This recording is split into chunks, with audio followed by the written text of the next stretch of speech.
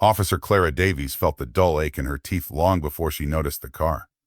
It was the kind of ache that came from grinding her jaw through an entire shift, from swallowing resentment and watching others advance, while she stayed exactly where she was. State Route 18 stretched ahead in quiet indifference, a long, isolated ribbon of asphalt cutting through scrubland in silence. The dashboard clock glowed 8 p.m. on a Tuesday. Her shift was nearly over, but the bitterness from the morning briefing still burned in her chest. Captain Miller's voice echoed in her mind, congratulating Officer Maya Gomez on her promotion to detective. Maya Gomez, 12 fewer years on the force. Half of Clara's arrest numbers, always preaching community policing and restraint, as if the streets rewarded patience. Clara had chased that promotion for 3 years. She had followed every regulation, passed every exam, memorized every procedure until it lived in her muscles. She had stayed late, volunteered for overtime, taken the calls no one wanted. And still, it wasn't enough. Maya smiled. Applause filled the room, and Clara felt something inside her fracture quietly. Her knuckles were white on the steering wheel when she saw it. A dark-colored luxury sedan moved smoothly along the empty road, polished to a mirror shine. As it passed, Clara noticed it, a faint crack in the left tail light, barely visible unless you were actively looking for a reason. She didn't hesitate. She flipped on her lights. The sedan pulled over immediately. No hesitation. No resistance. That obedience irritated her more than defiance would have. She parked behind it and stepped out, adjusting her uniform, her posture rigid with authority and something far less controlled. When the driver's window lowered, a knot tightened in her chest. The man inside was black. He was impeccably dressed, a tailored suit fitting him perfectly, an expensive watch catching the afternoon sun. The interior of the car was pristine, leather spotless, not a single item out of place. He looked calm, successful, composed, the kind of man who carried himself like he belonged anywhere he stood. All of Clara's professional frustration collided with something deeply personal. "A license and registration," she said sharply. The man moved slowly and deliberately, reaching toward the glove compartment while keeping his hands visible. "Here you are, officer," he said calmly. "Is there a problem?" The accent was educated, controlled. It sharpened her resentment. "As a safety violation," she replied. "That cracked tail light. I'm going to need you to step out of the vehicle." His expression shifted slightly. "Is that necessary for a taillight infraction?" Her hand settled near her firearm. "I said, step out of the vehicle, sir." Her complied.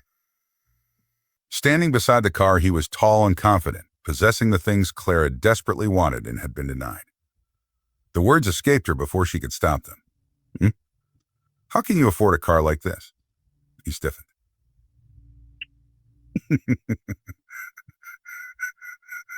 "That's relevant to a traffic stop. What's your occupation?" "Where do you work?" She walked around the car, peering through the windows. "I smell marijuana." "There is no marijuana in my vehicle," he said evenly. "I don't use drugs. I'm going to search the car. I do not consent."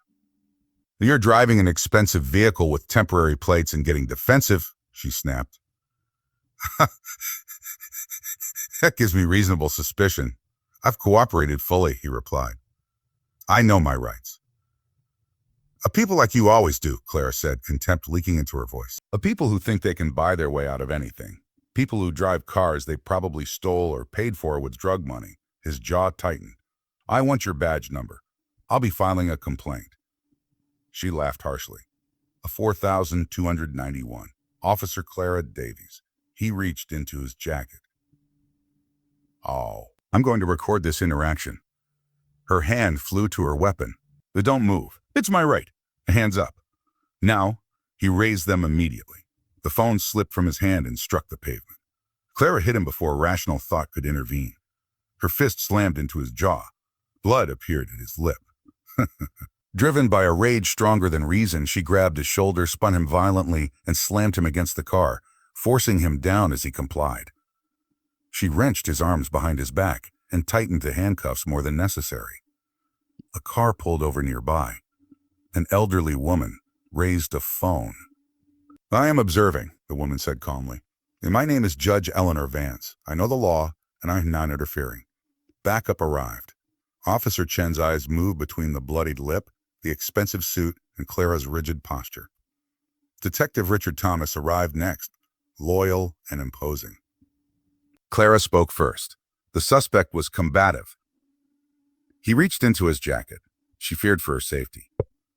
Chen returned from speaking with Judge Vance, his expression troubled. The witness had video. Clara denied its relevance. Thomas placed a steadying hand on her shoulder. They loaded the man into the cruiser. As the door shut, something fell from his pocket, temporary registration. Chen picked it up. The address read Millbrook County Government Complex. Internal Affairs Division, 5th floor. Clara folded the paper with shaking hands. At the station, fear tightened its grip. The database returned a single line when she entered his name. Access restricted. High-level authorization required. Thomas pulled her aside, disbelief written across his face. Internal Affairs, Executive Offices. Clara insisted she had done her job. They agreed to align their stories. Her report was precise and clinical. Subject reached into jacket in a sudden motion. Officer feared imminent threat. Necessary force applied. Subject subdued without further incident. The dash cam had malfunctioned. Over the weekend, the truth closed in.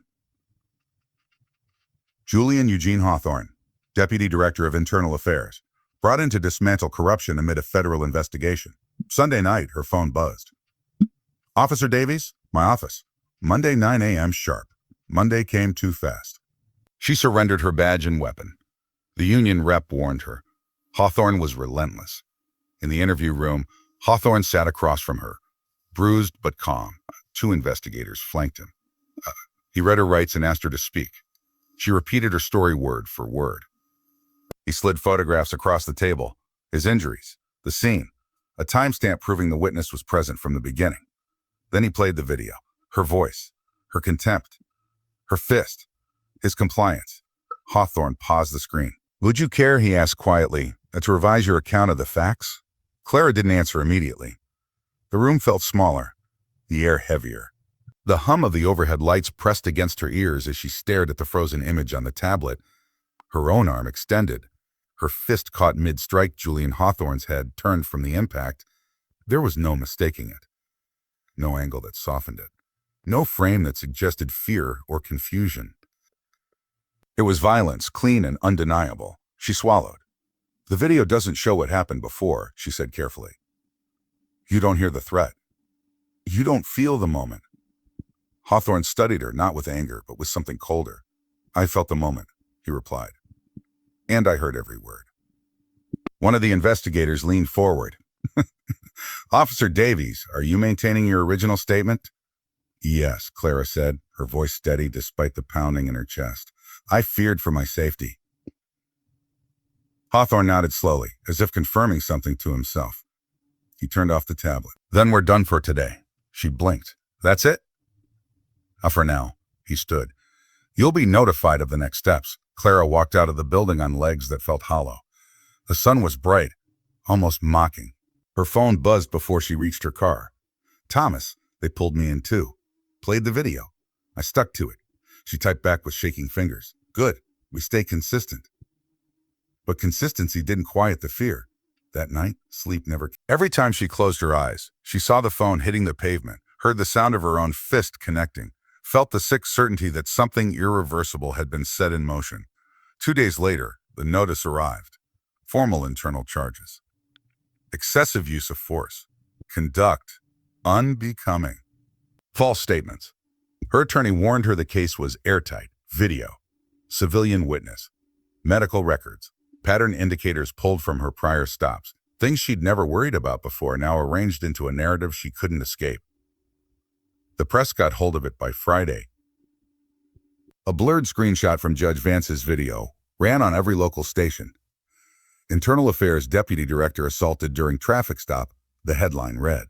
Her name followed in smaller type, but it was there. Impossible to miss. Thomas stopped returning her calls. The final meeting came a month later. No ceremony. No raised voices. Just paperwork slid across the table. Resignation in lieu of termination. Hawthorne didn't gloat. He didn't raise his voice. He simply watched as she signed. When she stood to leave, he spoke once more. "This department will change," he said. Not because of me. Because of moments like that one." He nodded toward the door. "You chose how yours ended." Outside, Clara paused on the steps. For the first time in years, there was no badge at her hip. No radio. No authority. Only silence.